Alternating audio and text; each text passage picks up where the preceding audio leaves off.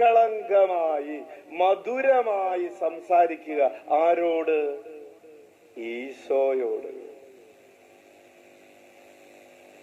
അത് നമ്മൾ പഠിക്കേണ്ട ഒരു കാര്യമാണ്. ആ കൊച്ചു ത്രേസ്യയുടെ ഒരു പ്രാർത്ഥന ഇങ്ങനെയുണ്ട്, നിഷ്കളങ്കമായ മധുരമായ പ്രാർത്ഥന. ഈശോയെ, നിന്നെ ഡിസ്പ്ലീസ് ചെയ്യാനുള്ള, നിനക്ക് ദുഃഖം തരാനുള്ള എന്റെ ഫ്രീഡം. നമുക്ക് ഒരു ഫ്രീഡം ഉണ്ട്, ഈശോയ്ക്ക് ഇഷ്ടമില്ലാത്തത് ചെയ്യാനുള്ളൊരു ഫ്രീഡം ഉണ്ട്, ഇല്ലേ? അതായത് പാപം ചെയ്യാൻ നമുക്ക് എന്തുണ്ട്? സ്വാതന്ത്ര്യമുണ്ട്.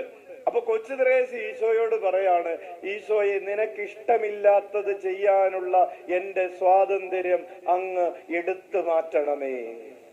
അതുകൊണ്ട് എനിക്കിനെ നിനക്ക് ഇഷ്ടമില്ലാത്തത് ചെയ്യാനുള്ള സ്വാതന്ത്ര്യം എനിക്ക് വേണ്ട.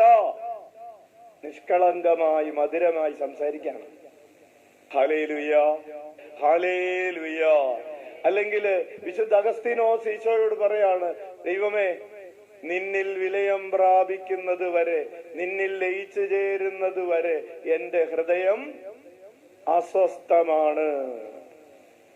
എനിക്ക് ഈ ഭൂമിയിൽ എന്ത് കിട്ടിയാലും കാര്യമില്ല, നിന്നിൽ ലയിച്ചു ചേരുന്നത് വരെ എന്റെ ഹൃദയം അസ്വസ്ഥമാണ്. ഇതാണ് നിഷ്കളങ്കവും മധുരവുമായ ഈശോയോടുള്ള പ്രാർത്ഥനകൾ എന്ന് പറയുന്നത്.